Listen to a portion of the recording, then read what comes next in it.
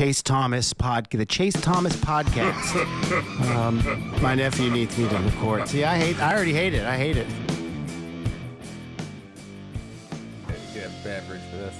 Uh-oh, he's got a beverage. What does that mean, folks? We're live, and Matt Green had to take a sip of water because this is our first college football week 1 recap show here on a Sunday night, a holiday Labor Day weekend where college football is back in full bloom after an appetizer. Last week, we are back, and that means fellow University of North Georgia alumni Matt Green is here on the Full Ride on the Chase Thomas podcast, where I'm still the aforementioned Chase Thomas, joined by the aforementioned Matt Green. Matt, good evening, sir. How are you? Good evening, sir. It is good to be back. Our first reaction pod of the year. I've been looking forward to this all weekend. Watching games all day yesterday. We had to wait a little bit longer for that because we had some Sunday night action. But yeah, and obviously not going to get to Clemson and Duke just yet. But for the most part, this is our week 1 reaction. The 99% of week 1. Absolutely. And Duke Clemson, I mean, thankfully this will not be a trend of the Monday game. So we being a game behind. So we'll update the pick'em and all that once we get there in the midweek show. But don't forget, folks, on Sunday nights we tape these the recap shows, so look out for those on your morning commute on Mondays, and then also our preview shows go up on Thursday mornings ahead of the weekend. So look out for those on Thursday morning. As always, you can watch this very show on YouTube, youtube.com/Chase Thomas Podcast. Well over 1,300 subs, all kinds of views each and every day. Check us out there. Full episodes, clips, all the good stuff as we keep getting that YouTube channel just popping each and every day. So appreciate y'all's support there. As always, you can tweet at us at PodChaseThomas. Email the show, any college football stuff you would like to get in touch with. Guess what? It's easy. Chase Thomas Podcast at gmail.com. And as always, if you love this show, tell a friend, family member, coworker, whoever about this college football program that Matt and I do twice a week during the college football season. Leave a 5-star rating and a review on Apple Podcasts or Spotify. That's how you're listening, and you have not already done so. Matt Green, how did we do it? Because a tradition unlike any other on this very program is death, taxes, Chase winning the overall win-loss pick'em. Because for a CFB expert, Matt Green, you seem to always be looking over your shoulder at me, just like, oh, here he comes again, just right out of the gate here. I thought I was gonna. What is happening right now? Are you do I need to go refresh our listeners from what we did from our 2022 season, sir? You just made the money. I got the picks right. We got the dates here. We got the data here. Let me see here. So last year, let's refresh our listeners. Overall last year, by one game, Chase Thomas, 101-55 to my 156. Every game counts, Matt Green. You got me by one game. And then against the spread last year, you were 71-80-5, just under 500, while myself over here was 80-71-5. Had 9 games up on you against the spread. And you just got that measly one game overall. So let's and even Zeus was 9-5 a year ago. So he was really he was winning the people some money. There you go. Shout out to Zeus always. Even on this fine holiday weekend. Matt Green, before we get into what happened this week, we're going to kick things off with LSU and Florida State because that just happened, and that's the freshest on both of our minds right now. But what is your green line stat of the weekend as we get back into the full-fledged Mike Bobo is killing my team's offense part of the year? I'll have to save the green line stat of the week for the Florida-Utah, but Florida State, just watching that one, that was the game that I really had, I think, the least like of a knowing what was going to happen. I think both of these teams, like Norvell, like just with the way they hit the portal this year, like we just didn't necessarily know what they were going to look like. Like Jordan Travis was really good down the stretch against some kind of bad teams, and obviously he's kind of had to be their offense. Not to steal your line, I'm going to give you credit for it, but that text you sent me earlier tonight that he's a combination of Auburn Bo Nix and Oregon Bo Nix, I feel like I kind of know exactly what you're saying. Like there's something about him. I feel like it's a little missing that I feel like I'm not necessarily like, obviously he just had a great game versus LSU. Don't get me wrong, but I'm not like, oh, he's the Heisman front runner now. Like he's best player. I feel like exactly kind of how I did before the game as I did after. I feel like just Florida State as a team is a lot more impressive to me than I was kind of expecting. Like LSU just doesn't look improved. Like, for this being year 2 of Brian Kelly, I was kind of expecting like just another level for them to hit. And Jaden Daniels, I mean, he was under pressure the whole game, but I don't know. I feel like he's still not that guy. Like if everything's right around him, he can do it. But LSU is getting absolutely blown up on the offensive line. Him getting speared running up the middle in that one play, like I texted you too. I was like, Jaden Daniels is not surviving this season. Like he also got banged up and missed time last year. Like that still hasn't been cleaned up. The dude's just not very big, and he invites contact, and it's just that can't continue. And he got roughed up, and the front 7 for Florida State is legit, and their defensive line with Verse and Peyton on the edge was fantastic. And on the flip side, Harold Perkins at inside linebacker is insane. Like, how is this guy not on the edge? I don't understand. Like, who you could make the case is the best player in the game itself, the game wrecker, and he's not on the edge. And Matt Miller of ESPN, who's been on this program, made the tweet of like he needs to go to Matt House and LSU staff and be like, look at what edge guys make in the NFL and look at what off-ball linebackers make in the NFL. Like, I am losing money by getting moved to help this team because y'all have a depth issue at inside linebacker. It's to be fair, I don't know like he needs to be on the edge. Like, I don't know why your best player is not on the edge. You saw. But I think that's what he was coming out of high school. So I think this was kind of like, okay, he's going back to what he was like recruited to do. But I'm with you. Like, I mean, not saying he like disappeared in this game, but I don't remember Harold Perkins having like hardly any impact on this game. And this man single-handedly won a couple of games, it felt like, for them a year ago. So yeah, it's just the impact you can have as that pass rusher and just getting after the quarterback, like clear, like it looks like, I mean, it's just one game, but it looks like that's just where he's going to have a bigger impact on the defense. Like, well, I don't know. I'm questioning it too. And then on the Travis front, like he got away with some crazy stuff in the first quarter. He had some crazy balls that should have been picked, and that one inside the 10, on his own end zone, that was terrible. Like that could have changed the game for sure.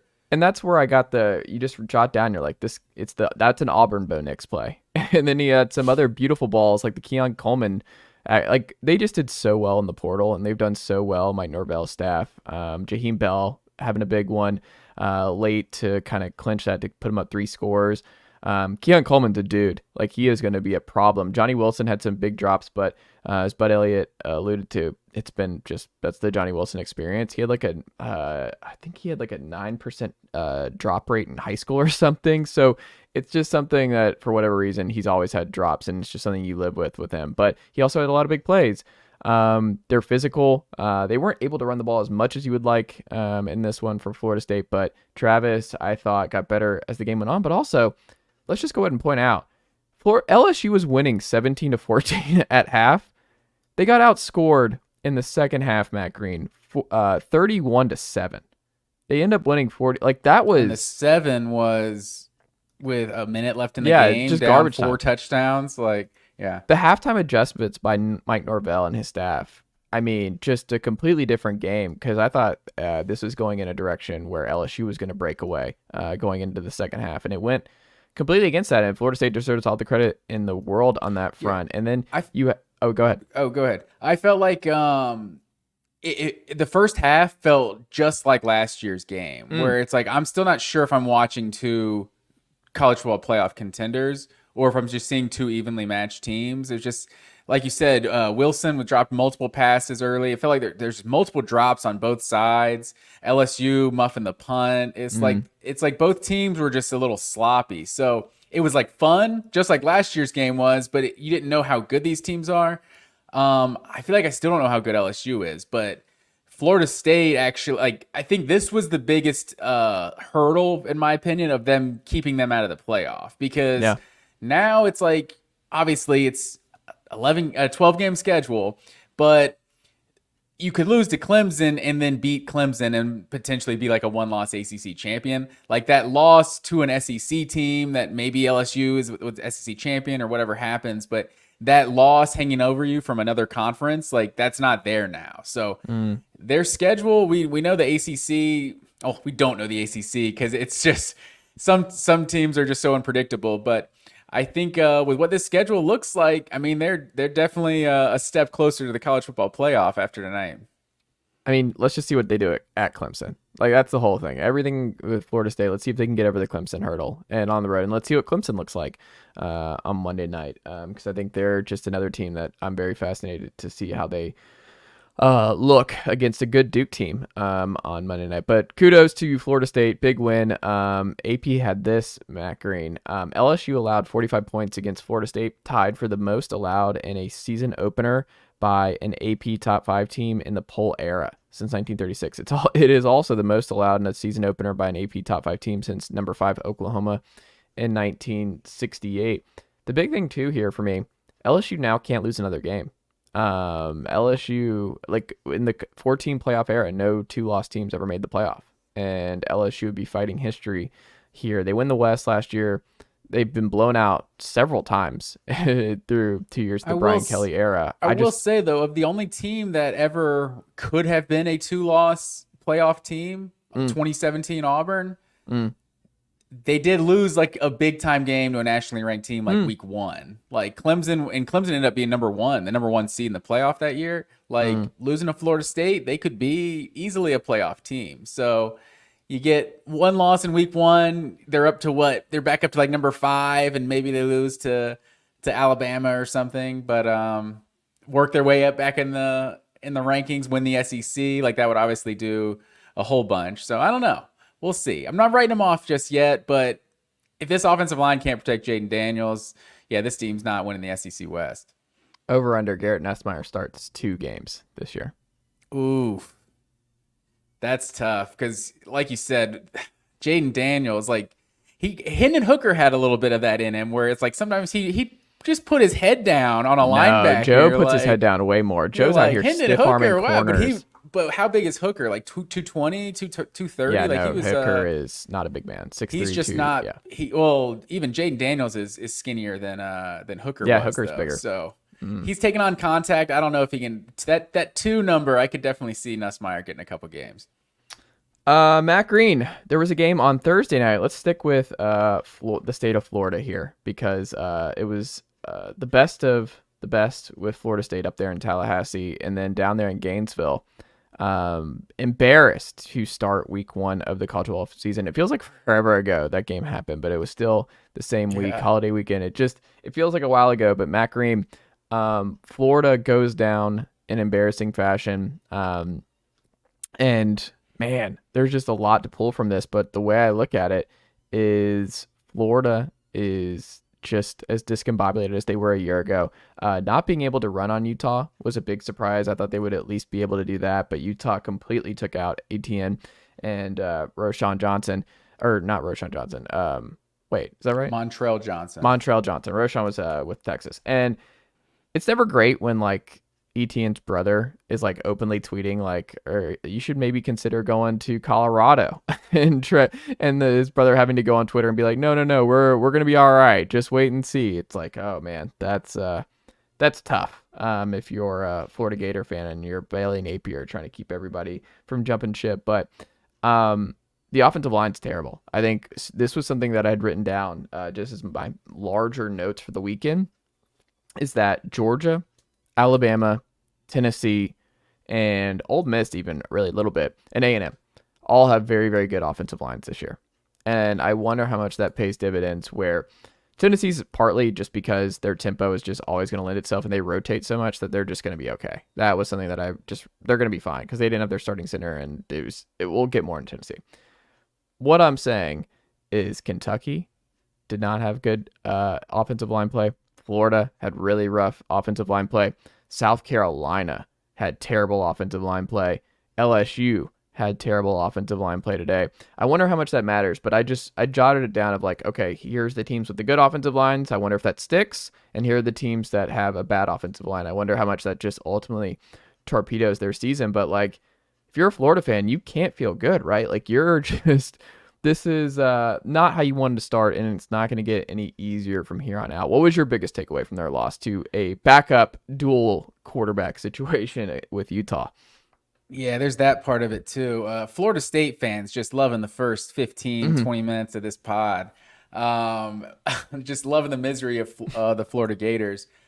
I think Graham Mertz, it's hard to know really what to make of his performance. Like he seemed fine. Like he was, kind of running around making some plays, but he was just under pressure during the entire game. But I think the biggest thing was just their lack of being able to run the ball at all. Like 13 yards rushing in this game. I think if you take out the sacks, it's still the running backs were 13 for 42 if you just take out all of Mertz's production. But that's still not good, because if you think about like this was my biggest critique of Florida coming into the season was in Graham Mertz was, what did Wisconsin want to do? Wisconsin wants to pound the rock and use the passing game, and to the running game to open up the passing game. And this is a program that just has a history of just really good offensive linemen going into the NFL and just great running backs.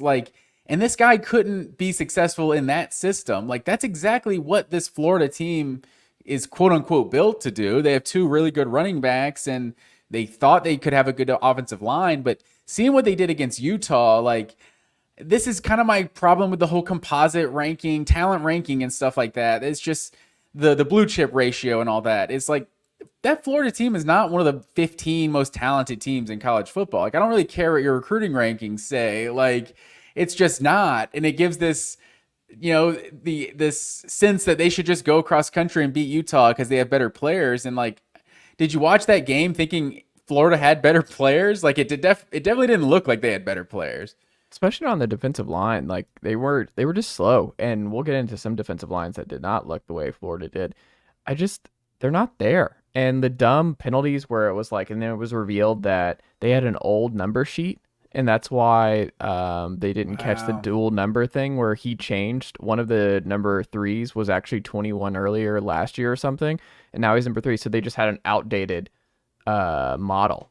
That's like the wristbands back in that Georgia-Florida game where people had the wrong wristbands on and they had to waste a timeout first drive of the game. It's that's kind of stuff that people don't have a lot of patience for.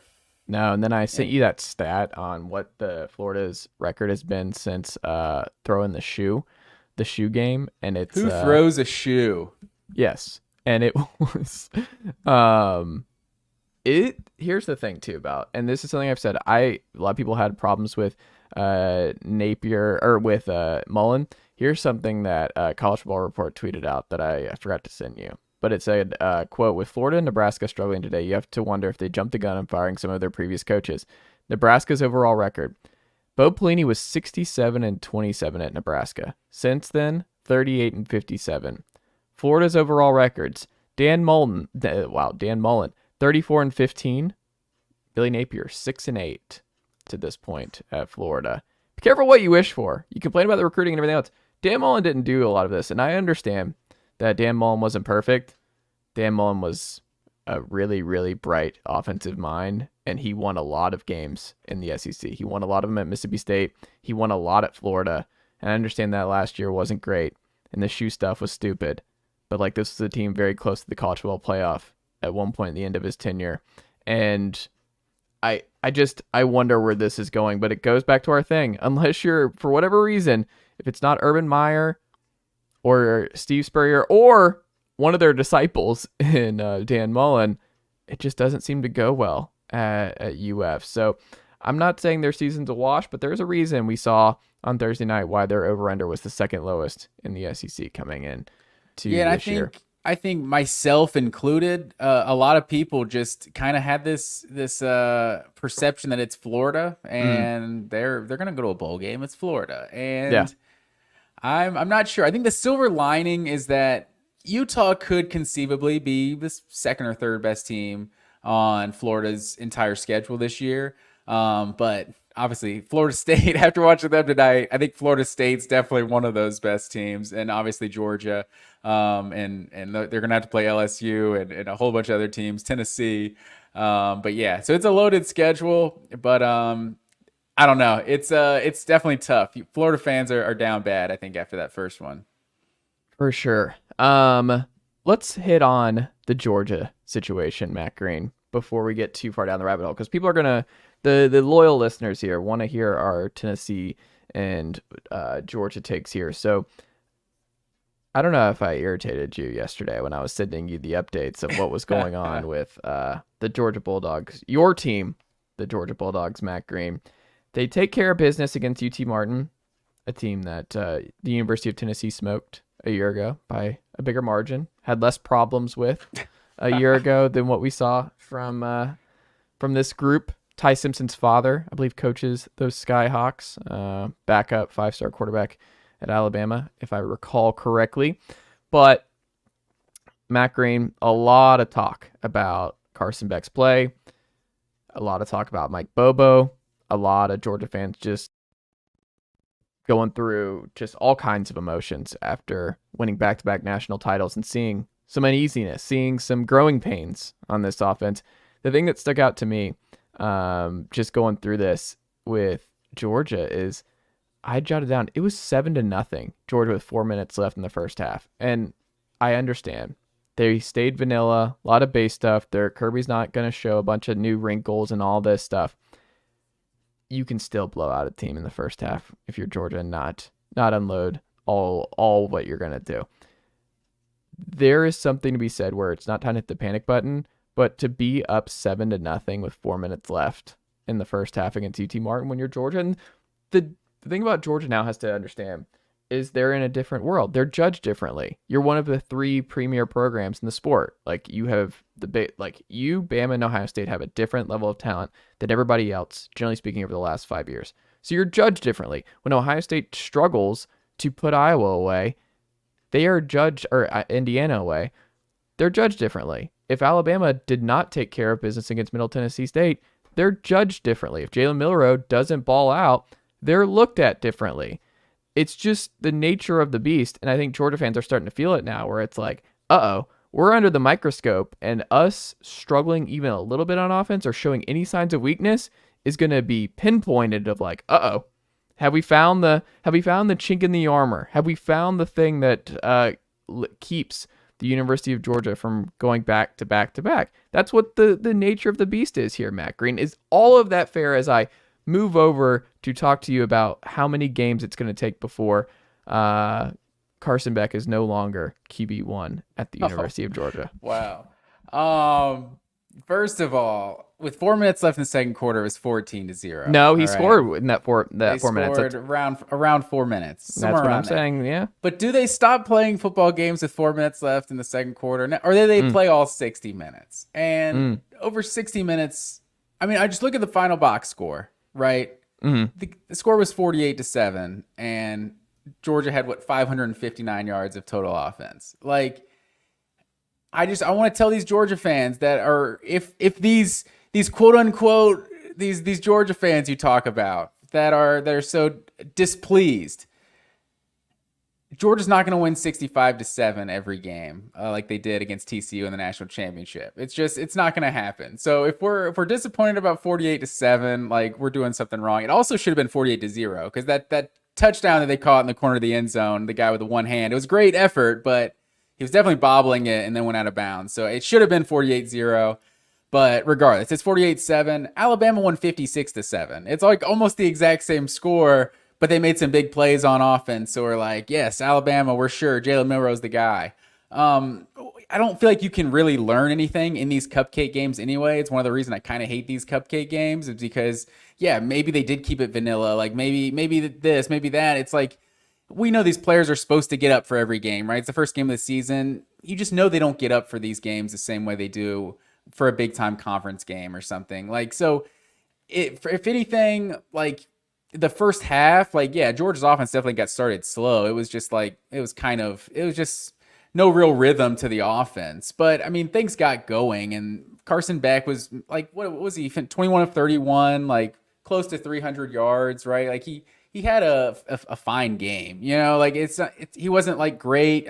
Georgia, like if we're judging them at the standard, like are they clearly the best team in the country? Like they were voted in the preseason. Like I'm not sure they're the clear number one, but after this week, like I'm not like Alabama blowing out Middle Tennessee State, Ohio State really struggling with Indiana. Like I don't think those two teams are better. Like Michigan, well, what was Michigan like 30-3, like against whatever cupcake they played? It's like not like they put up a huge. Wasn't there. They sacrificed the whole down by doing an I formation. Free Harbaugh of this self-imposed suspension. But it's like they scored 30 points. Like Georgia's offense scored 41. They did have the pick 6, but it's like like the offense put up numbers. Like they were moving the ball. Like it was not at the ease level that it should be. I think if anything that you're probably worried about, it's like why is the offensive line not just dominating UT Martin on the ground? Like why are we not able to just run at will on that team? Like that was a weakness in the game. But like the people wanting to talk about Mike Bobo, it's like those people didn't want Mike Bobo hired to begin with and thought he was a bad OC back in 2012. So I don't know if you thought Mike Bobo was a bad OC in 2012. I'm not really sure what Georgia offense you were watching. So those people weren't really satisfied at the time. So I mean, yeah, whatever. They're not satisfied with 48-7 versus UT Martin. Like I don't know what to say. I don't know what to say to those people. I have some other stuff here. So look, they punted on 3 of their first 4 drives. Back, like you mentioned, 21-31 for 294 total, 2 TDs. It was really the Brock Bowers show. If you go back through and watch this, it's really the Georgia offense should be just find Brock Bowers because he's impossible to tackle. Like I lost track how many times he bounced off just people like hitting him and he just moves over. It's extremely disrespectful the way Brock Bowers goes about his business. Yeah, that's my biggest criticism is not getting Brock Bowers the ball just every like 3 or 4 plays. How does he not have 13 targets a game? That was a criticism I had for Todd Monken too. So it's like Brock Bowers should just be getting fed like a running back. Like he should get the ball 10 to 15 times like every single game. He's that good. But I don't know. There's kind of this just revisionist history that Todd Monken, like this offense just never had any sort of weaknesses at all. Like the Kent State game, there was a lot of criticism after the Kent State, the Missouri game last year. Like there's times that the offense didn't look great, but I mean, they scored 48 points. Like it's funny to me that we're talking about offensive struggles. They're 44th in pass offense per Pro Football Focus after this game. But here's the thing that I think ultimately matters to Georgia the most, and why, if you're a Georgia fan, like no matter what, you're gonna be fine. They're second in pass pro per PFF through week 1. He had all day to throw. And I understand CT Martin, but you look at that offensive line, you look at the bodies, you look at the size, you look at the blue chip ratio, they're going to be really effing good on the offensive line. Like, that's just going to be a thing. And maybe if you're a Georgia fan, you look at like Kendall Milton. Hey, he looked good. And if he can stay healthy, that's nice. And they're a little bit thin at running back, more thin than they've been in years past. But like, offensive line matters so much in this sport that whether it's Carson Beck, Gunnar Stockton, Brock Vandegrift, it doesn't matter. Clean pockets help so much with these quarterbacks, especially new quarterbacks that are trying to get situated. So he's not going to be running around like Jaden Daniels or Spencer Rattler under duress anytime soon because this offensive line's legit. Like that's the biggest thing. I think it's also telling that Brock Vandegrift and Gunnar Stockton both looked really good when they came in the game. And despite the offense's like slow struggles to start in the first, second quarter, like there's no even like talk of those guys coming in for Carson Beck. Like I think that shows that Carson Beck is truly the number one, and there's not it's not really even close. Like even though fans obviously we want to see what happens in real live game action, but if you're not even getting one of those guys a look while the offense is kind of slow early on, to me that says Carson Beck is the clear number one. So I don't know. You think Carson Beck's not gonna stay the starter? I don't know. Like. It's just so hard. It's so early. I mean, we've seen it. It's not like JT Daniels just held on to the job from the beginning to the end, and Jamie Newman, barring injury, or Jawan Mathis. I mean, we've seen it before in the last couple of years at Georgia. It's not like Jawan Mathis didn't hold on for 2 whole quarters. Well, that's what I'm saying. Like, I'm just saying it's not unprecedented that they go a different direction, especially a quarterback room that is as loaded as Georgia and as much competition that Georgia has that, like, I don't know. It wouldn't blow my mind. I wouldn't bet on it that they go a different way. But, like, would it surprise me if Carson struggles more or Carson gets banged up and they go to a different hot hand and he's just better and they just ride that and Carson never gets back in the lineup? No, that wouldn't surprise me at all if that's the way Georgia operated. So, I don't know. We'll see. I think we won't learn anything for a while. Let's see what he looks like against South Carolina in a couple weeks and go from there. But I don't know. I think it's not a real problem, but I just welcome the return of Georgia fans, a large subset of Georgia fans upset at the return of Mike Bobo because they are going to blame any and all struggles, as Graham Coffey tweeted out, where he said 30 minutes into the new season and the word Bobo has appeared in my mentions roughly 100 times. It's not going anywhere. Fans are going to be upset about this for the foreseeable future. I'm a Georgia fan and I love Georgia fans, but their track record on some of these things isn't necessarily the best. Like, I heard a lot of things turning about against your own kind.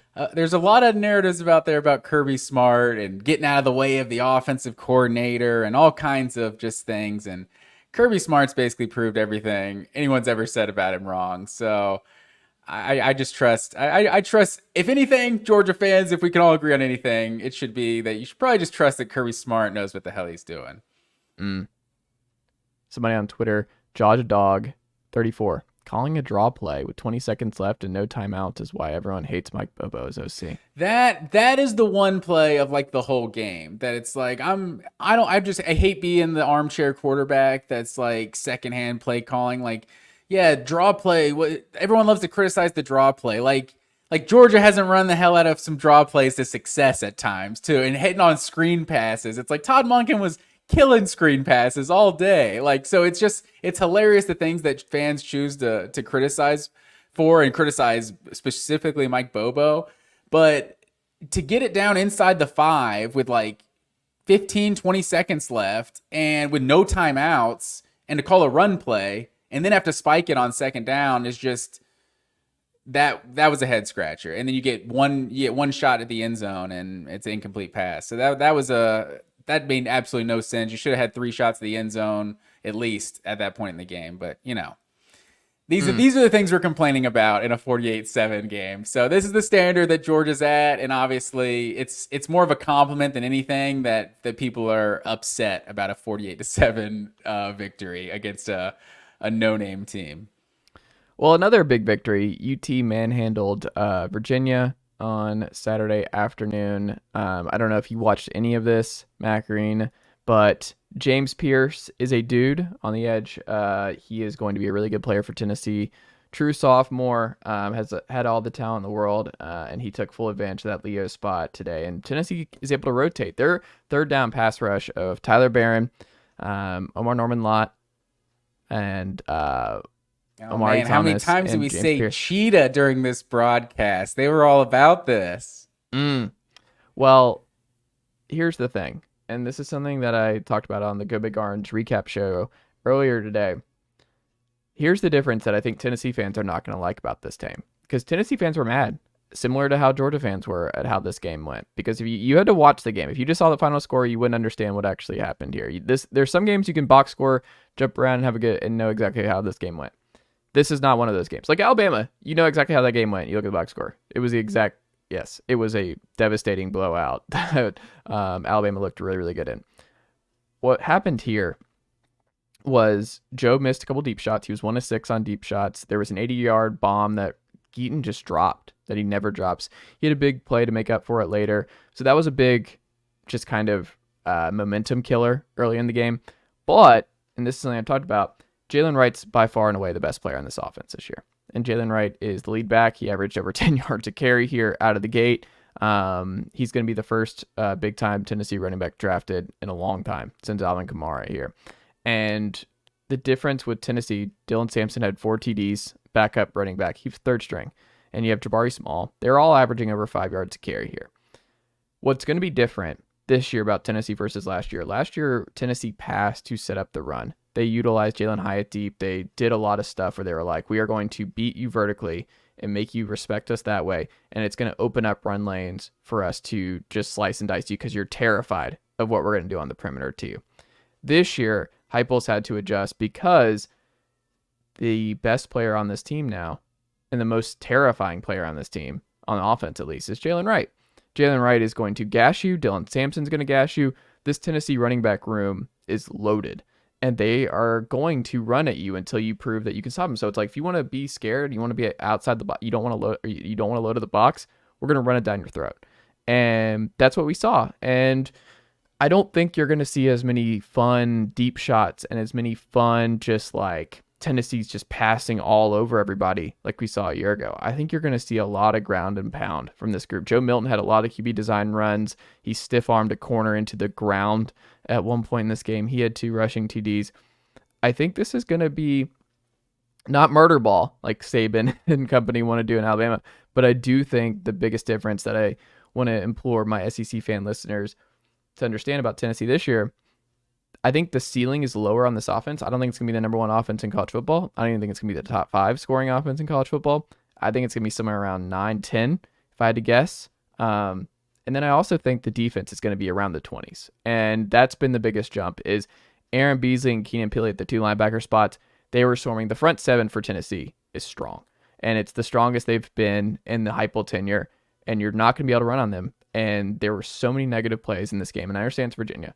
But they obliterated and blew up play after play after play. It's just, they look like an SEC defense now. And we haven't seen that through 3 years. But finally, you're seeing these guys who were blue chippers age into the program, get 2 years of SEC conditioning and strength training under their belts.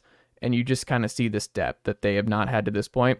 So I think they're going to be a far more balanced team to this point in the Heupel era. But that does lower their ceiling. And my gut says 9-3 after that game was just, I don't think the offense is going to be as scary. It's still good. Heupel's floor is extremely high, but it's going to be a run first operation. And Joe Milton is he's still just not that guy.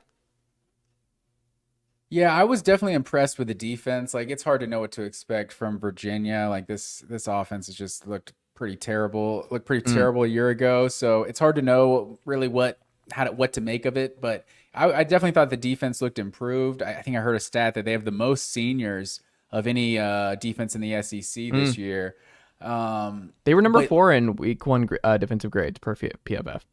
Yeah, so I mean they look pretty solid, but you look at, and you kind of made this point with Joe Milton. I feel like it's kind of like a DJ Uiagalelei thing, where how Taj Boyd and Deshaun Watson and Trevor Lawrence were all such willing runners.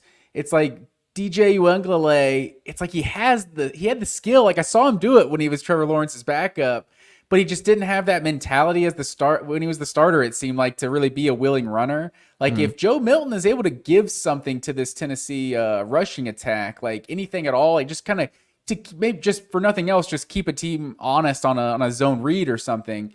Like that's a huge element that I think we're not necessarily anticipating him bringing. So if he can do a little bit of that, like he doesn't necessarily have to be the same passer that Hendon Hooker is. Obviously, he's got a cannon though. We all know about, like, that's where his true gift is. It's just can he be more accurate with it? He was not great when he was blitzed. He was 6 of 10 when blitzed, 5 yards per attempt, 1 of 6 on deep balls. He was much better with play action in this one. I don't know. We'll see. My gut, I mean, he completed 70% of his passes, and another thing where Chase is right. I said Joe Milton would be accurate this year, and he wouldn't throw picks. So people who were nervous about this, I'm like, that's just not going to be the case in year 3 in the Heupel system. Now so it's surprising me for what I watched of this game for you to say that you still don't think he's the guy. Like you don't think your opinion didn't improve of him after this first game? No, I think it's more of like they know that Jalen Wright's the best player on this team on the offensive side. And I think they know that this offense is going to start with Jalen Wright. Last year, the offense ran through Hendon Hooker. Like it was Hendon Hooker was the maestro here. This is not Joe Milton is the maestro. This is we're running it down your throats, and then Joe will air it up. Joe is going to air it out over the top when teams have to respect the run. They're like, we're tired of getting gashed by Jalen Wright and company. And then Joe.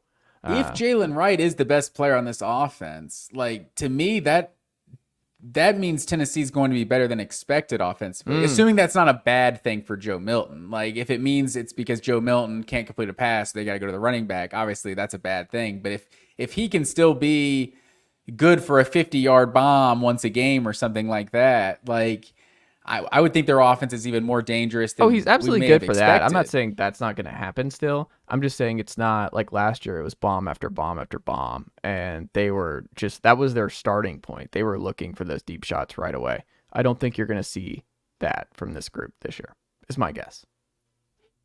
But we'll see. We shall see. We shall see, Matt Green. UNC pulls away from South Carolina late in this one. They get 9 sacks on Spencer Rattler and company. Man, Matt Green, what was your strongest takeaway here? Where ACC coming away 2-0 here, with UNC and Florida State taking care of South Carolina and LSU in these SEC, ACC challenges. So not a great look for the SEC, because I think all 3 SEC teams who played ranked teams over the weekend lost. If my math is correct here. Is that right? Is that Florida, South Carolina, and LSU? Yeah. It's an overrated conference. I've always said so. Who did you just ask about? North Carolina. I was really impressed with North Carolina defensively. I think this is my green line stat of the week, but I got a stat for you right here. Okay. North Carolina had 17 sacks last season. Against South Carolina, they had 9. So over halfway to their 2022 sack total. And there's just not much the quarterback can do if he's just getting sacked like that. So I was impressed definitely defensively with what North Carolina was, because that's been the biggest Achilles heel of this team. But it's also, I think it's kind of like similar to the Florida State LSU game. South Carolina did not look good in this game to me. So, like, I don't know, like, it's a quality win for North Carolina. Like, this is big to start their season. But I don't know. I have no idea what to expect from South Carolina this year. Like, if they're not able, especially if this North Carolina defense isn't any good, like, if they just exposed South Carolina and they don't actually have a good defense, then it could get real bad for the Gamecocks. But assuming North Carolina is improved, like, I think this is huge. I think they become a playoff dark horse. Like, if they can win this either Florida State, Clemson, like, I think they're a sneaky team out there. I don't know if they're a real playoff contender, but this is one step closer, like getting over South Carolina in week 1. Drake May looked really good in this game. He had a lot of darts, and obviously North Carolina not having their number 1 pass catcher, who transferred in from Kent State, and that whole mess that he's not able to play at this point. Malarkey. Yeah, just a absolute joke that's happening. Shane Beamer after the game calling the hot dog eating chain crew to start the second half. Shane Beamer going after the chain crew for that onside kick and them not being ready and all that. That was weird. Here's something that I thought was felt like a turning point in the game. Getting that onside kick and then just dropping the easy 4th and short. Like, that felt like you took this huge risk and then you got nothing out of it. And it felt kind of deflating for South Carolina. I would agree. So here's some stuff. South Carolina fans are going to hate this. You ready, Matt? Oh, hit me. Brad Crawford on 247. South Carolina has played 10 ranked opponents during Shane Beamer's tenure and has allowed 364 points, which is good for 36.4 points per game. The only time the Gamecocks have given up fewer than 30 points under DC Clayton White versus a top 25 team was Kentucky last year with Will Levis out. I have more for you. Mark Ryan on Twitter. Through 27 games at South Carolina, Beamer is 1 game behind Will Muschamp, 16-11 to 15-12. Oof. There was a moment in this game where South Carolina allowed a TD at the goal line following a timeout they called and had 13 men on the field, and they still didn't shut out the University of North Carolina from punching it in. I saw that. Everything's like, this is one of those things where when I looked at the South Carolina stuff, it's like Marcus Satterfield was the problem. He was the scapegoat last year, right? Now, and South Carolina fans had fun on Thursday night. where Jeff Sims pick after pick and Nebraska's offense looked rough. And it was like, oh, see? I was like, all right, let's see. Dal Logan's. Shane went to bat for him really hard at that press conference where it's like, this is our guy. This is the guy we wanted all along, this, that, and the other. Not a great first showing. Spencer Rattler. It's hard to really figure out what he is at this point when you're getting pressured like that. He was like 9 sacks, some of them ultimately falling on him, but like that's pretty outrageous. Like the offensive line was just not there. So a lot of that doesn't fall on Spencer Rattler. All that being said, this is what I wondered about South Carolina in this whole era. It's like, where are the wins coming? Like Shane Beamer can have the culture wins, he can have the TikToks, he can have all this stuff, the good culture and all that. Where are the wins going to come from? When are they happening? Who are they surpassing in this conference? North Carolina's ahead of them. You lose to North Carolina. You go to Tennessee this fall. You don't get them at home this time. This is a better Tennessee defense. Tennessee is going to stomp this South Carolina team in a couple weeks. You look at the schedule. You get Georgia. Guess what? That's on the road at Georgia this year now too. You look at this. This is going to get ugly in a hurry. So it's like all this is cool, the offseason stuff with South Carolina. But my thing was like, who are they surpassing? Where are the wins coming on the schedule? Where, like, everyone loved to hate on Will Muschamp, and I'm not saying he was a great head coach. He recruited very well, just as well as Shane Beamer is doing for the most part. And they hit this wall, like outside of Spurrier. It's just South Carolina is a very hard job. And what you're finding here is... And that's before Clemson was a powerhouse, too. Right. And now you're looking at it, and I'm like, they should be like 8-4 is like best case scenario most years. And I think there's just this idea that like they were going to get past that and all this other stuff. And I'm like, I didn't see it.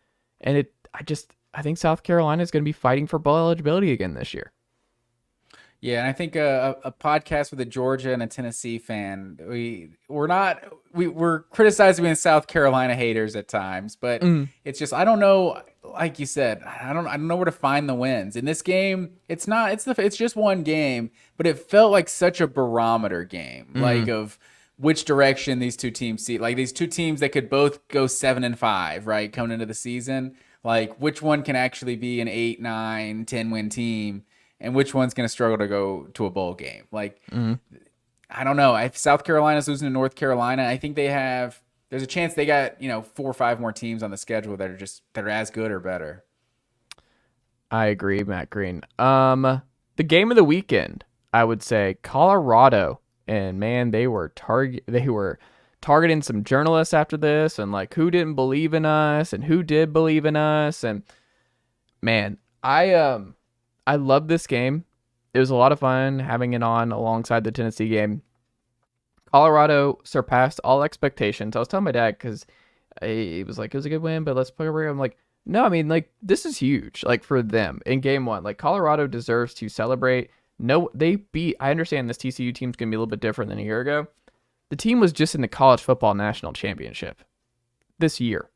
And they go in game one on the road with all these new faces, all these guys that have never played with each other, and they go out and beat them at TCU in their home stadium. Like, that's an unprecedented feat. Shedeur Sanders making the jump from FCS to FBS and then a Power 5 and playing that well against the team. We've seen Quinn Ewers struggle against this group. We've seen other guys struggle against this TCU defense last year. Like, this is something where I looked at it and I was like, this is just unbelievable that this is happening. And part of it is like one of the things I thought was led me to some optimism here with Colorado was like they hired well. Like Sean Kelly is a good offensive mind. You pull him in from Kent State. That was a good idea. The tempo and the offense was great at Kent State. Good hire by Dion. Charles Kelly from Alabama, the safeties coach, as DC. That was a good hire. Like you bring in like Dion hires well. Shedeur was a 4-star blue chip prospect. He could have gone to a FBS school. He obviously goes to Jackson State. He played out of his mind in game one as a starter.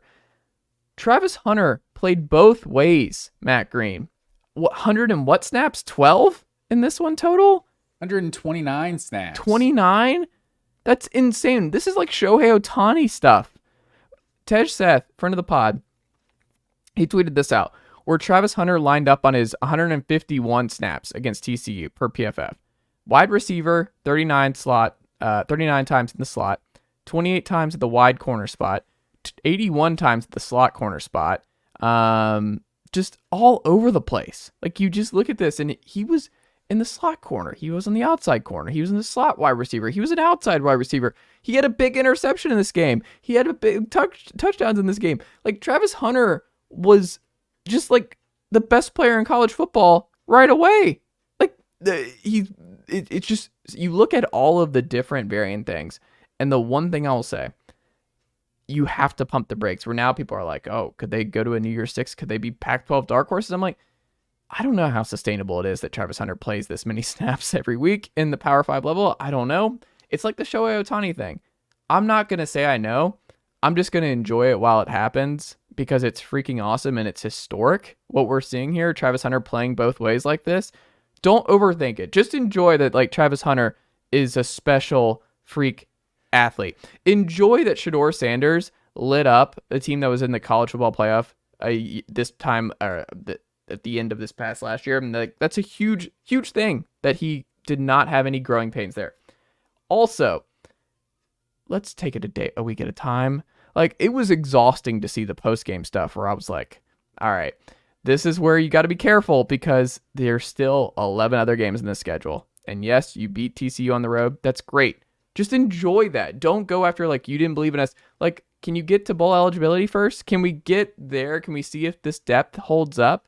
Can we see if this all looks great week in, week out? That's what I'm saying. Like, I think they're going to go into Nebraska next week.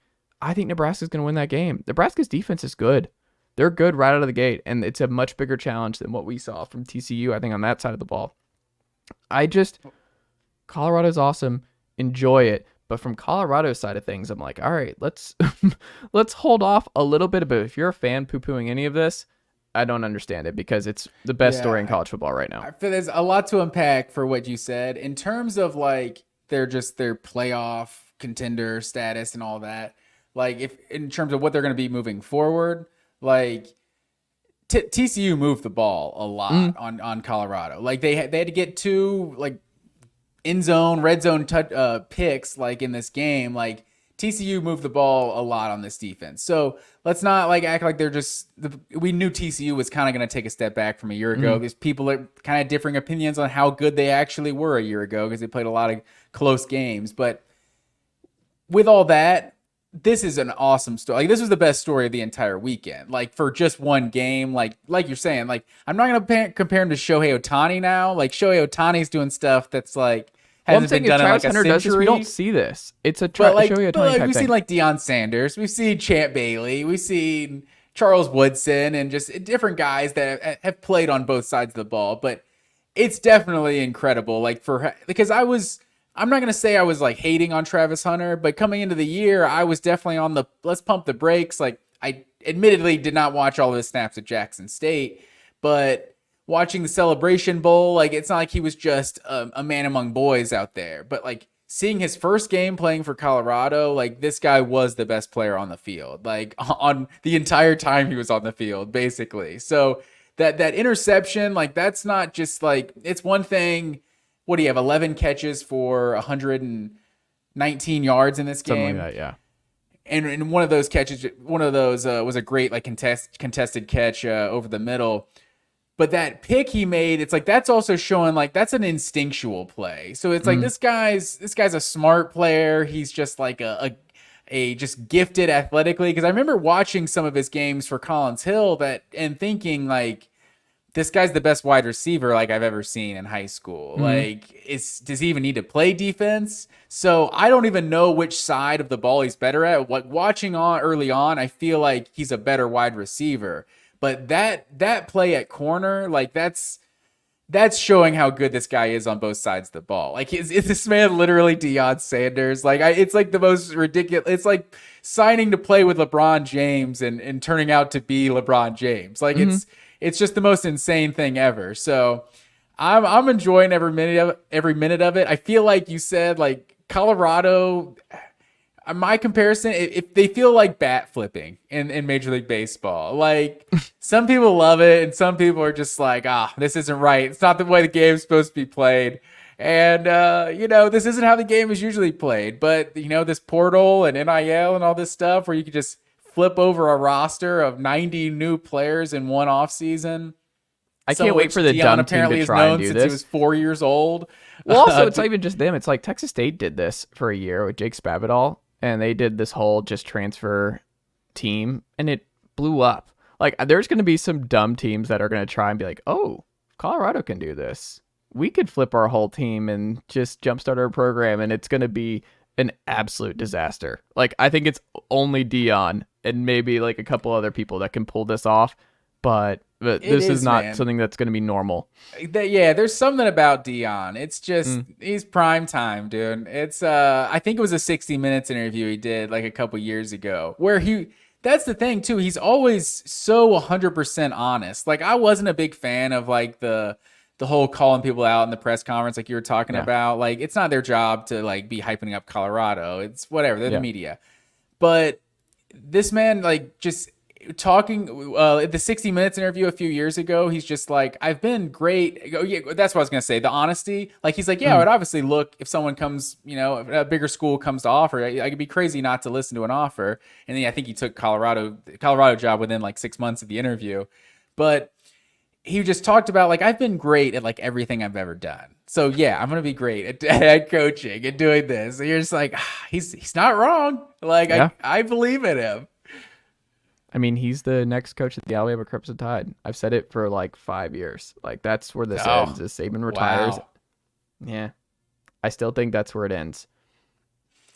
Yeah, I could see it. I think Glenn Schumann is going to be the next head coach at Alabama. He's got Alabama ties, but Dion would be sexy, that's for sure. Let's let him play Nebraska in week 2 before we're giving him the Alabama. I'm just drop. happy that Nebraska Colorado is A, back, and B, going to be a really fun atmosphere and a really fun experience, because I missed Colorado and Nebraska. So I'm just glad that Dion made Nebraska Colorado relevant again.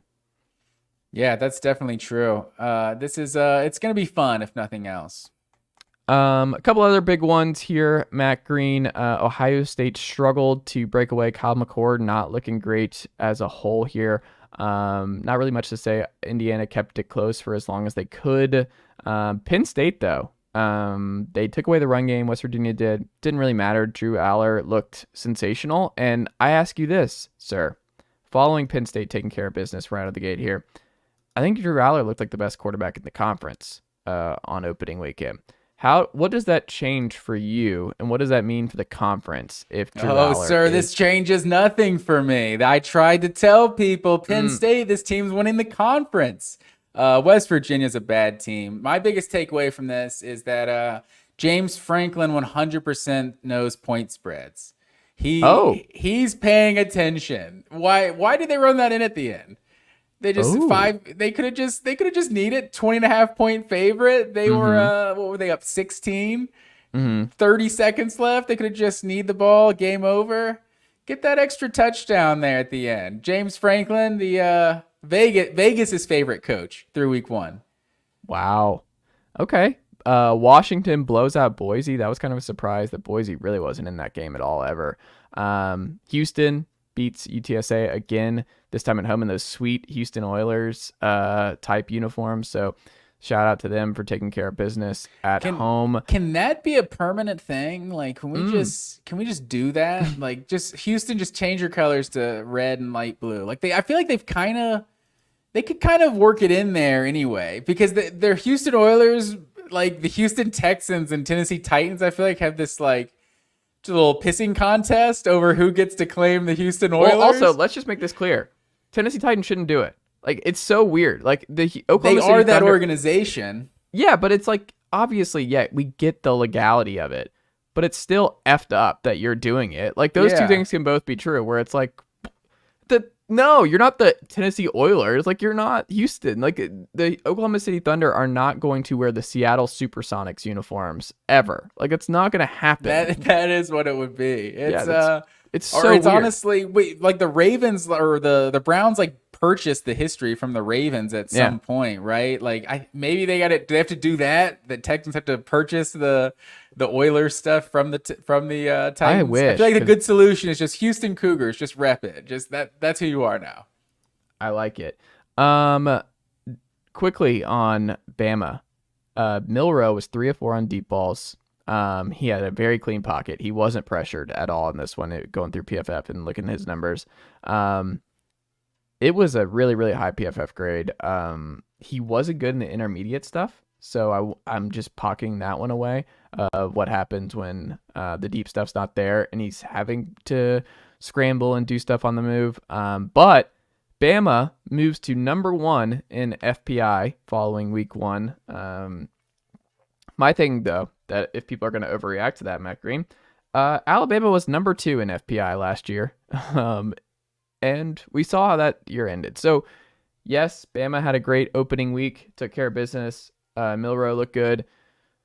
But, like, hey, we always knew they had the talent. They're going to remain somewhere in that 1 to 5 range in FPI all season long. But let's see what happens when Milroe's challenged. Let's see what happens when they're having to do stuff out of their comfort zone. That won't happen every week, but it's not my opinion on Alabama, I don't think changed based on what we saw from Milroe in that group. Did it change you at all?